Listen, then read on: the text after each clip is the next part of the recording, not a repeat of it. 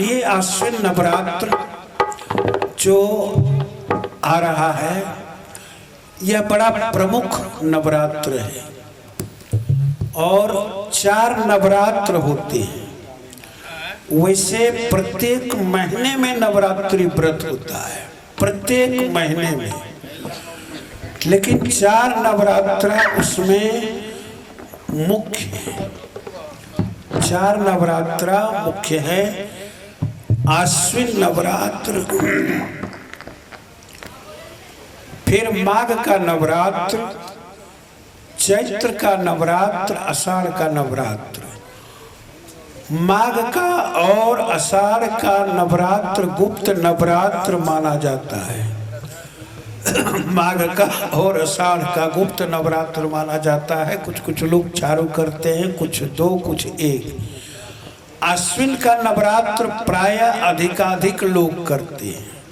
संपूर्ण भारतवर्ष में घर घर में, कोने कोने में, खास करके बिहार, बंगाल आदि अन्य क्षेत्रों में सब जगह लोग इस नवरात्र को करते हैं। कभी कभी लोग सोचते हैं, कभी कभी लोग पूछते हैं कि नवरात्र कैसे करें।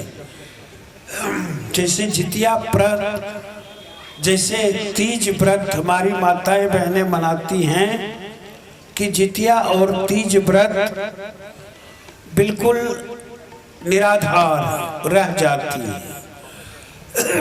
कितना भी कष्ट हो लेकिन माताएं बहनें नहीं मानती। लेकिन शास्त्रों में ही आया है, तंत्र सार में, मंत्र महोदधि में, अनुष्ठान प्रकाश में, अन्य जगहों पर, कि व्रत ठीक है, उपवास भी ठीक है। शरीर के शोधन के लिए उपवास लोग करते हैं। कुछ आध्यात्मिक अर्थ लगाते हैं। उपमन समीप, नजदीक मन बैठना, ये भी उसका आध्यात्मिक अर्थ सही है। और उपवास का अर्थ है कुछ ना खाना पीना, ये भी उसका अर्थ सही है। हम आप अपने शरीर की क्षमता को उतनी देर जल, भोजन आदि के बिना कैसे रह सकते हैं, यही प्रविधि उपवास में है।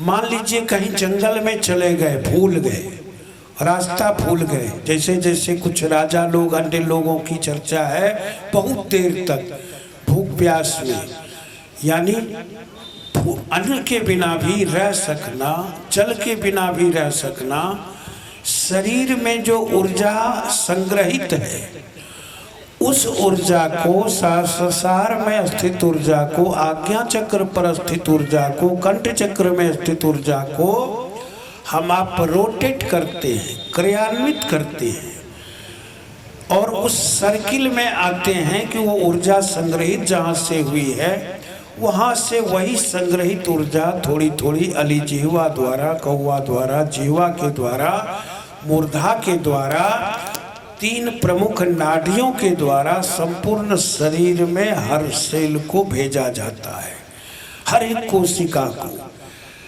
तो फिर लोग रह सकते हैं, रह जाते हैं। लेकिन ये भी है कि सबको ये हठ नहीं करना चाहिए। ये साधुओं, योगियों के लिए है और कुछ विशेष साधकों के लिए।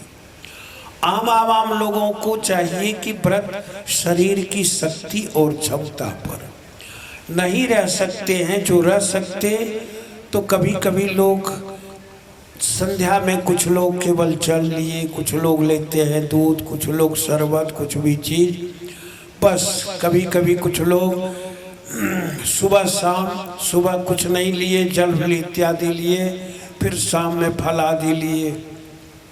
कुछ लोग दूध, जल इत्यादि सवेरे लेते, फल भी लेते, रात में अरवा खाते हैं सेंधा नमक में बनी हुई। कुछ लोग दिन में भी सेंधा नमक में लेते हैं, रात में भी सेंधा नमक में लेते हैं।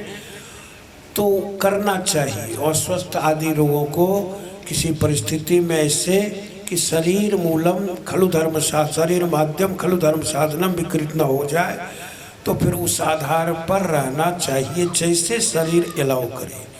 जितिया में भी किताब में बहुत सारी बातें लिखी हुई हैं। जल पीने के बाद उड़ी सुंडा मक्खर ये हो जाता है, श्योनी में जन्म होता है। जितने भी शास्त्र के निबद्ध हैं, अनुशासन हैं, वो मनुष्य को एक रास्ता दिखाते हैं सही कि आदमी कठोर नियमों में भी जीवन को ढाल करके देखे। शास्त्र ये नहीं कहता कि ऐसा नहीं करेंगे तो हम फांसी खींच लेंगे, ऐसा शास्त्र नहीं कहता।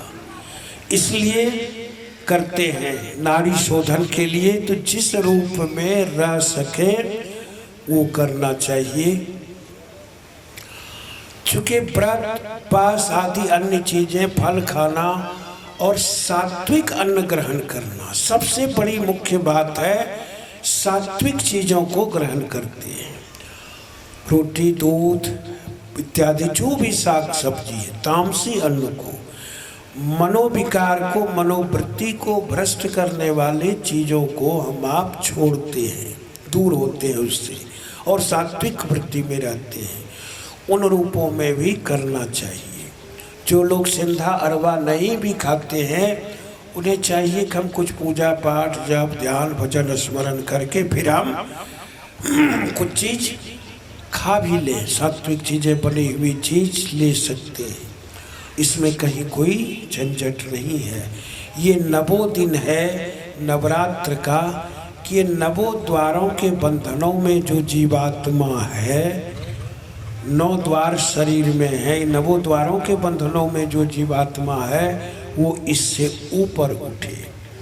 और नवरात्रा से दोनों चीजें मिलती हैं, सांसारिक सुख शांति भी मोक्ष भी। ताम उपय महाराज शरणम परमेश्वरी सैव नृणाम भोग स्वर्गाप वर्गदा।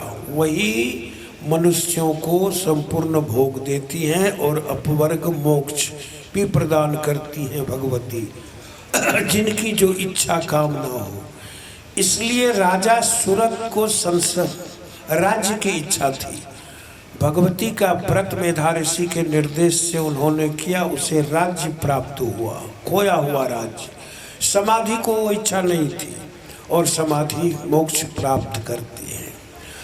तो ये व्रत मुख्य रूप से है, इसमें किसी न किसी रूप में व्रत करते रहना चाहिए। नवरात्र में कम से कम भागा भागी कम करके सारे कार्यों को करें। जो जिस कार्य से जुड़े हुए हों, विद्यालय कार्य से, सरकारी कार्य से, स्वतंत्र कार्य से, किसी रूपों में करते रहें। लेकिन सुबह शाम माता का स्मरण ध्यान उपासना, भगवान का किसी भी भगवान के स्वरूप का, रूप का, अरूप का, वो भजन सुमिरन ध्यान करते रहना चाहिए। इससे कम समय में अधिक ऊर्जा मिलती है। जैसे पूस के महीने में दोपहर का धूप भी मीठा लगता है, ठंडा लगता है ना, कष्टकारी उतना नहीं होता, यहाँ तक कि बहुत ठंडा रहता है। कुछ ऐसा क्षण होता है धूप का कि जो शरीर को जलाता है, वो भी अच्छा नहीं लगता। कुछ ऐसा समय होता है जो शरीर को अच्छा लगता है।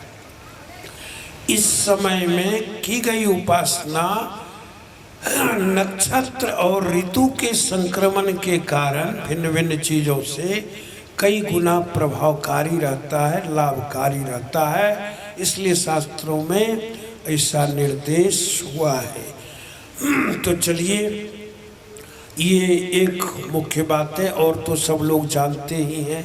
बच गई पाठ आदि की बात, जिनको जिस रूप में हो, संस्कृत हो, हिंदी हो, अपनी भाषा में हो, उस रूप में जब पाठ स्मरण करते रहना चाहिए, जिनको जिस रूप में हो। ये बात भी नहीं है कि केवल संस्कृत में हम स्तुति करेंगे तो माता प्रसन्न होगी, ये भी नहीं है। जिस भाषा में हो, हम आप जैसे आपने देखा ना, भिन्न भिन्न भाषा में, द्रविड़ भाषा में, तमिल भाषा में अभी चर्चा आई, और उस तमिल भाषा में चूँकि समय कम था, हम लोगों ने आनंद उतना ही लिया। 4000 श्लोक में दिव्य प्रबंधम ग्रंथ है, 4000 श्लोक में, जो दक्षिण के समस्त 11 अलवारों के द्वारा संग्रहित है। ऐसे ऐसे विलक्षण स्तोत्र हैं उसमें तमिल भाषा में, उसके इधर संस्कृत आदि अनुवाद हुए, तो उसमें हम आप चाहेंगे जिसमें तुलसी अर्चना में पल्लांडो पल्लांडो आदि कहे गए हैं, अन्य चीज़ों में। चलिए, चूँकि आनंद लेंगे हम सभी विद्वानों मनुष्यों का, फिर भजन का। तो चर्चा कर रहे थे नवरात्र के विषय में, जैसे हो सुंदरकांड, हनुमान चालीसा, दुर्गा चालीसा, कोई भी चीज़ पार संतों के किसी भजन को उलट रहे हैं, देख रहे हैं, उसे ही गा रहे हैं। कुछ न कुछ होते रहना चाहिए और इससे ऊर्जा मिलती है जीवन में, ऊर्जा मिलती है और उस ऊर्जा से सारे कार्य सिद्ध होते हैं जीवों के।